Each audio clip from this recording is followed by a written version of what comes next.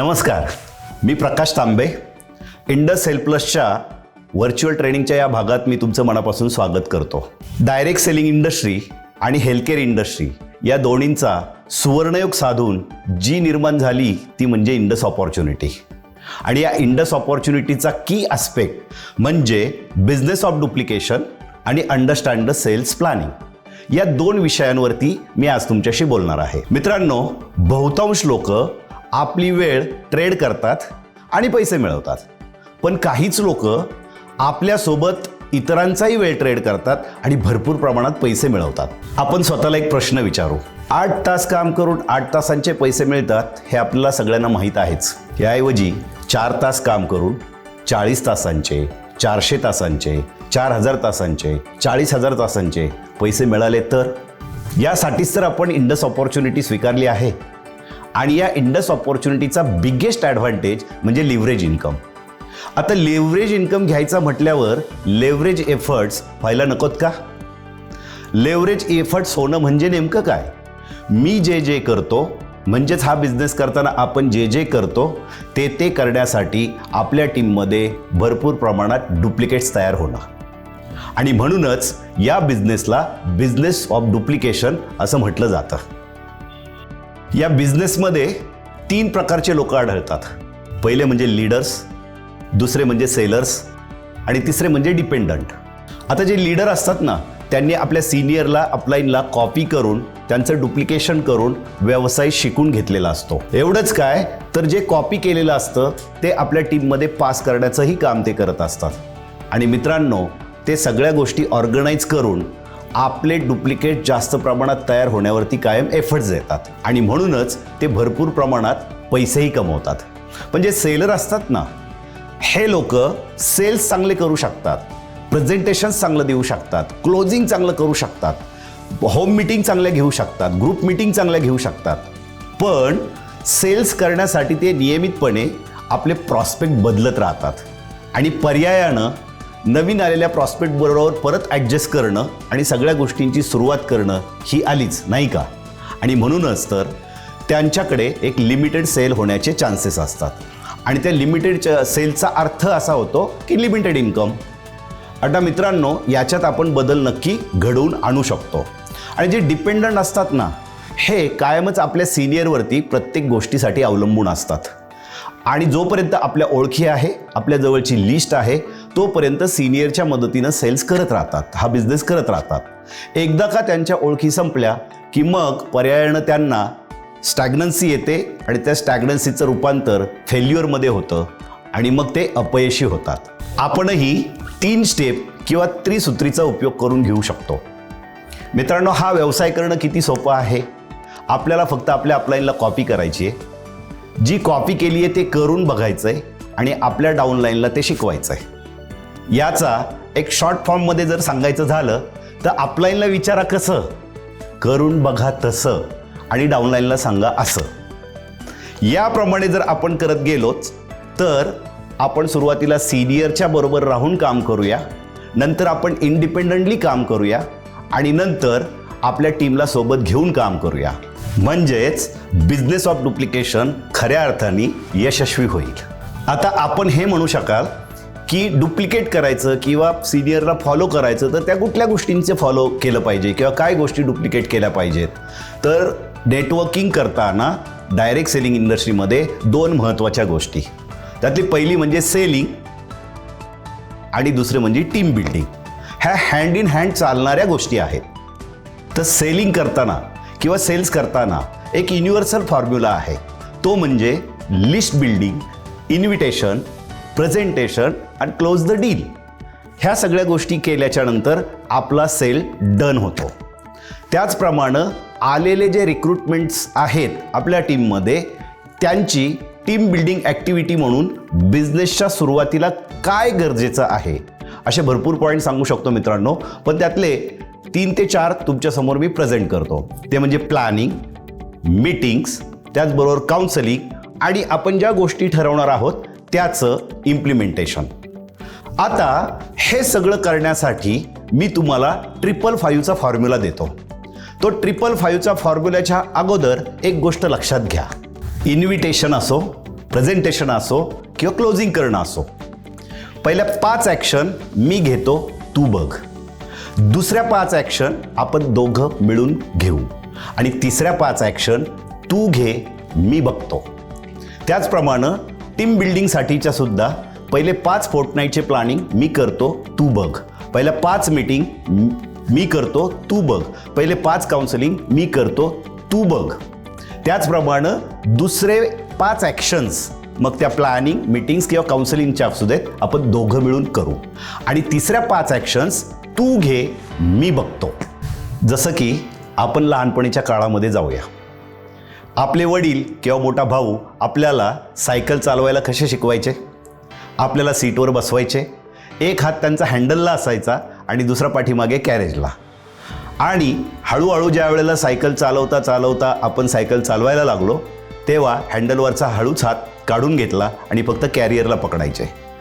काही काळानंतर त्या कॅरियरचा हातसुद्धा काढून घेतला जायचा आणि आपल्याला वाटायचं की पाठीमागे कुणीतरी हात पकडलाय आणि आपण ती सायकल चालवायला शिकलो.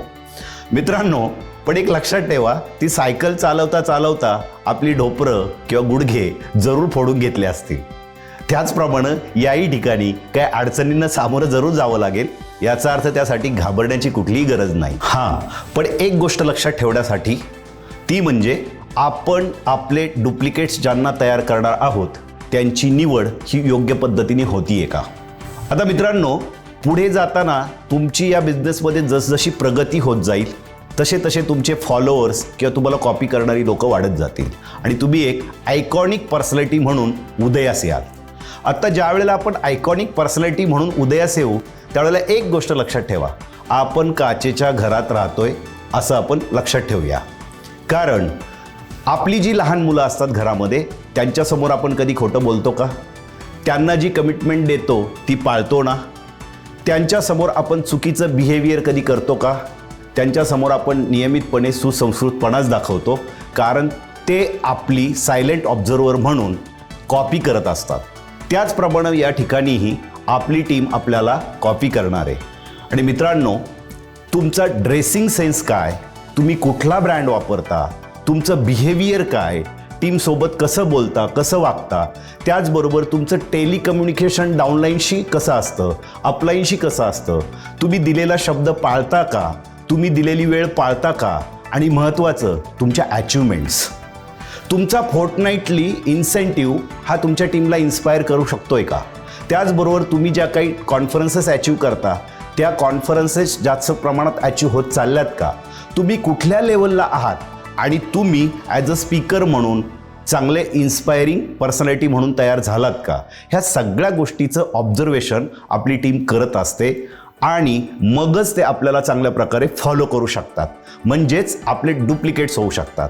अर्थात ते आपण कसे दिसतो याचं डुप्लिकेशन नाही करणार, तर आपण काय काय करतो आणि कुठल्या गोष्टी ॲक्शनमध्ये आणतो त्या सगळ्यांचं डुप्लिकेशन करणार आहेत. आणि अजून एक महत्त्वाची गोष्ट, ती म्हणजे एक लोकांना काय सांगतो याच्यापेक्षा तुम्ही काय करता हे जास्त ऑब्झर्वेशन करतात आणि त्याचं डुप्लिकेशन होण्याचे चान्सेस बळावतात. आता या सगळ्याचा परिपाक म्हणजे आपल्या टीममध्ये ॲक्शन घेणारी लोकं साहजिकच वाढणार आहेत. आणि महत्त्वाची गोष्ट, जर का आपली टीम साईज प्रमाणे आपल्या ॲक्शन्स पण व्हायला लागल्या, म्हणजेच लेव्हरेज एफर्ट्स व्हायला लागले, म्हणजेच आपल्याला त्याचा कंपाऊंडिंग इफेक्ट म्हणून चांगल्या प्रकारे इन्कम होणार आहे. आता तुम्ही स्वतःला एक प्रश्न विचारा किंवा काही लोक असे विचार करतील, हे सगळं मला जमणार का? मित्रांनो, तुम्ही तो पिक्चर बघितला आहे का? ABCD, anybody can dance like that. तुम्ही हाही विचार करू शकता, anybody can be a closing master, anybody can be a presenter, anybody can be a speaker, anybody can be a leader. हे सगळं समजून घेतल्यानंतर तुम्हाला कोणी जर का 2 ऑप्शनपैकी एक ऑप्शनची निवड करायला सांगितली तर काय कराल? एक म्हणजे पर मंथ 2 लाख रुपयाचा इन्कम 12 महिन्यासाठी, आणि दुसरं कंपाऊंडिंग इन्कम, म्हणजेच पहिल्या महिन्यात तर 1000 देऊ करतील, दुसऱ्या महिन्यात त्याची डबल म्हणजेच 2000, तिसऱ्या महिन्यात त्याची डबल म्हणजेच 4000, चौथ्या महिन्यात त्याची डबल म्हणजेच 8000. कशाची निवड कराल? कॅल्क्युलेशन मी तुम्हाला सांगत बसत नाही आहे. 12 महिन्यासाठी तुम्ही कंपाऊंडिंग इफेक्टचा कॅल्क्युलेशन करा. तर नक्कीच हे सगळं समजून घेतल्यानंतर तुम्ही या गोष्टीची निवड केली असेल, कंपाऊंडिंग इन्कम. मित्रांनो, कॉंग्रॅच्युलेशन्स. यासाठीच तर आपण नेटवर्क मार्केटिंग हा व्यवसाय चूज केलाय, डायरेक्ट सेलिंग इंडस्ट्री आपण चूज केली आणि इंडस ऑपॉर्च्युनिटी चूज केली. आता आपण दुसऱ्या भागाकडे वळूया, अंडरस्टँड द सेल्स प्लॅनिंग. मित्रांनो, लहानपणी आपल्याला आठवतं किंवा शाळा कॉलेजात असतानाचं आपल्याला नक्की एक गोष्ट आठवत असेल की आपले शिक्षक महत्त्वाच्या परीक्षांच्या पूर्वी एक गेट टुगेदर घ्यायचे, त्यात काही सूचना करायचे. त्यातली एक महत्त्वाची सूचना आठवते का तुम्हाला? ती अशी असायची की ज्या वेळेला आपल्यासमोर प्रश्नपत्रिका येईल, ती प्रश्नपत्रिका नीट वाचून काढा, तिला नीट समजून घ्या. आणि त्याचं कारण असं असायचं की त्या प्रश्नपत्रिकेमध्येच बऱ्याच प्रश्नांची उत्तरं दडलेली असतात. त्याचप्रमाणे आपण आपल्या बिझनेस करताना सेल्स प्लॅनिंग कसं करायचं, म्हणजेच इन्कम प्लॅन कसं करायचं, याचीही उत्तरं तुम्हाला या दोन गोष्टींमध्ये जरूर आढळतील. ती म्हणजे इंडस रिवॉर्ड सिस्टीम आणि तुमचा ट्री. या दोन गोष्टींचा स्टडी किंवा अभ्यास तुम्हाला जर असेल तर तुम्हाला सेल्स प्लॅनिंग करणं खूप सोपं जाईल. पर्यायानं इन्कम प्लॅनिंग करता येऊ शकेल. आता ते इन्कम प्लॅनिंग हे 3 वर्षाचं का असू द्या, 25 ते 30 लाखांचं, किंवा वर्षाचं असू द्या 6, 7, 8, 10 लाखांचं, किंवा फायनान्शियल क्वार्टर वाईज 1.5 ते 2 लाखांचंही असू शकतं. मित्रांनो, मला एक 16 वर्षापासून एक सवय लागलेली आहे, ती म्हणजे मी महिन्याचं आणि फोर्टनाईटचं प्लॅनिंग जरूर करतो. आता आपण प्रत्येक फोर्टनाईटला सेल्स प्लॅन कसा करायचा याच्याकडे बघूया. तुमच्या ट्रीचा अभ्यास आता तुमच्याकडे आहे. त्याचसोबत इंडस रिवॉर्ड सिस्टीममध्ये आता करंट अफेअर्स किंवा कुठल्या कुठल्या गोष्टी चालू आहेत त्याचाही स्टडी तुमच्याकडे आहे. असं असताना तुम्ही सेल्स प्लॅन कुठल्या गोष्टींना विचारात घेऊन करू शकता. तर सगळ्यात पहिलं तर मी म्हणेल माझ्या आवडीचा विषय, आणि तो तुमच्या आवडीचा आजपासून होणार आहे, तो म्हणजे लीडर सक्सेस पाथ. त्याच्यामध्ये काही फास्ट ट्रॅक बोनसेस दिलेले आहेत, त्याचसोबत काही वन टाईम बोनसेस दिलेले आहेत. याचाच अर्थ मला आता कुठली करंट लेवल आहे आणि त्याच्या पुढची कुठली लेवल अचीव करायची याचा प्लॅन करणं गरजेचं आहे. त्याचसोबत आत्ता असोसिएट कॉन्फरन्स या फायनान्शियल क्वार्टरसाठी कुठली डिझाईन आहे तिच्या अनुषंगानं आपल्याला सेल्स प्लॅन करता येऊ शकतो. त्याचबरोबर आपल्याला या फोर्टनाईटला किती इन्सेंटिव्हची रिक्वायरमेंट आहे त्यानुसार आपण सेल्स प्लॅन करू शकतो.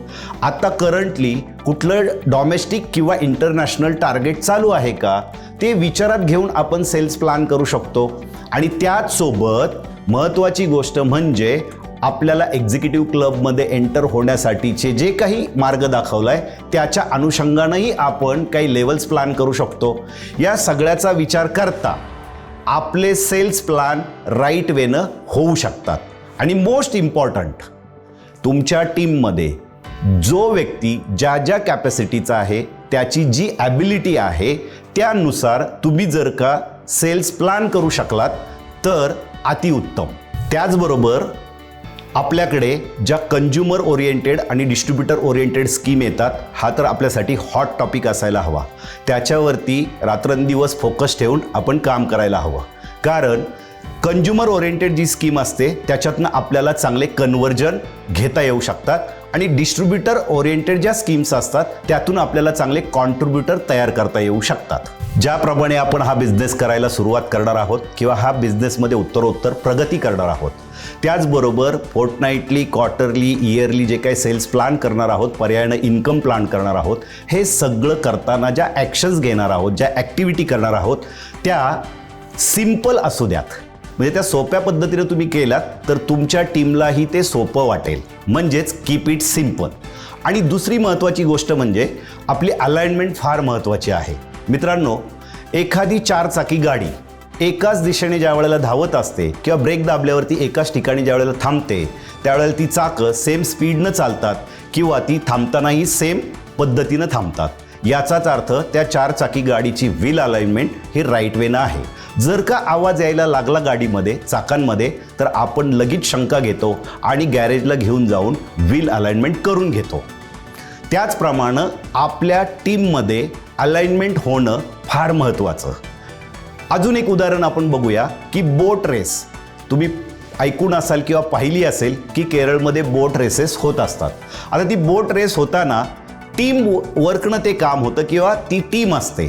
ती टीम एकाच दिशेनं एकाच जोरामध्ये स्पीडनं ज्यावेळेला ती बोट वल्लवतात त्यावेळेलाच ते जिंकू शकतात. लाईक दॅट आपणही आपल्या टीमला एका अलाइनमेंटमध्ये एका दिशेनं फोकस ठेवून जर का स्पीड घेऊ शकलो तर आपल्या बिझनेसमध्ये सुद्धा आपण नक्की जिंकू. तुमच्यापैकी बरेच लोक हा विचार करायला लागले असतील की अरे मला हेच तर हवं होतं, आता मी असंच करणार आणि माझ्या बिझनेसची ग्रोथ करून घेणार. पण काही लोक अजूनही हा विचार करत असतील, अरे मला जमेल का? डोंट वरी मित्रांनो, एक वाक्य लक्षात ठेवा, कुठलीही गोष्ट करण्याच्या आधी अवघडच वाटते, पण करून झाल्यावर कळतं की हे किती सोपं होतं. त्यामुळं मला असं नक्की वाटतंय की तुम्ही इम्प्लिमेंट नक्की करणार. इंडस साईट यूट्यूब चॅनलला सबस्क्राईब करा, लाईक करा, भरपूर लोकांच्यात शेअर करा आणि बेल आयकॉनचं बटन दाबायला विसरू नका. इंडस हेल्थ प्लस, समझकर जिओ बेहतर.